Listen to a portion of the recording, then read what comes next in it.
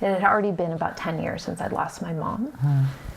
And, you know, I was actually afraid I had nothing to talk about.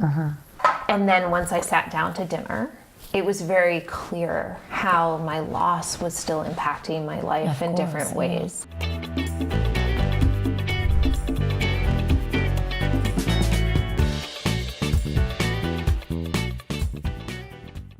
What is the protocol? What is the most compassionate and the most effective protocol when you're dealing with somebody who has just experienced a loss?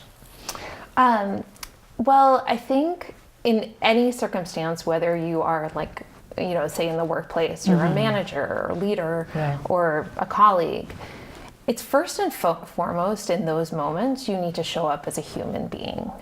Because I think that, especially in the workplace, that sort of line of personal and professional, and people kind of stay in sort of a professional mode where really you need to be connecting on a human level and kind of follow your instincts from that place.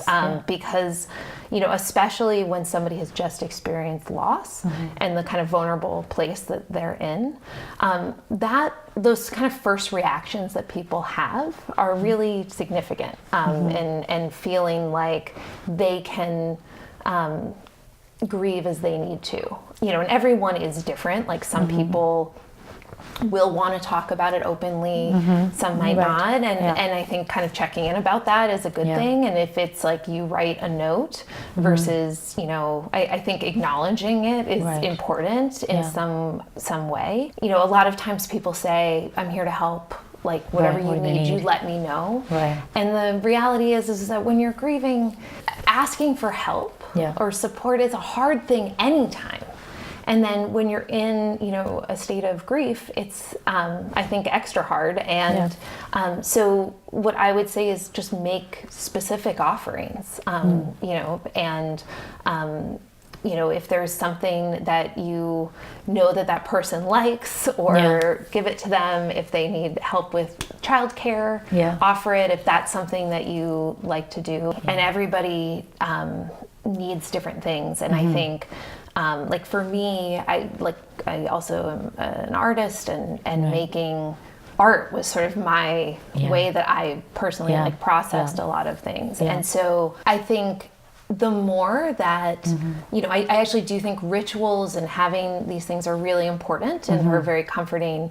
But I think opening an invitation for people to create their own rituals around this. So when I was invited to participate or host this dinner party, it had already been about 10 years since I'd lost my mom. And, you know, I was actually afraid I had nothing to talk about. And then once I sat down to dinner, it was very clear how my loss was still impacting my life in different ways.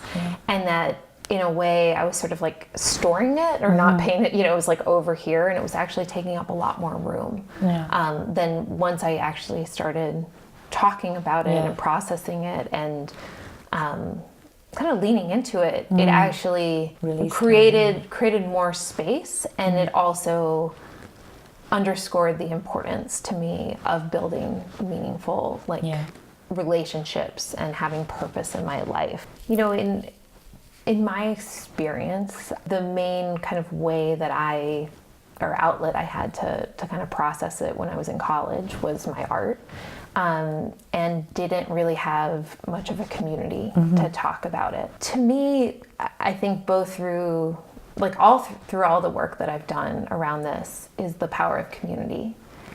And so finding people that have both had that experience, or, you know, you will have friends. Some might be awkward and not feel comfortable.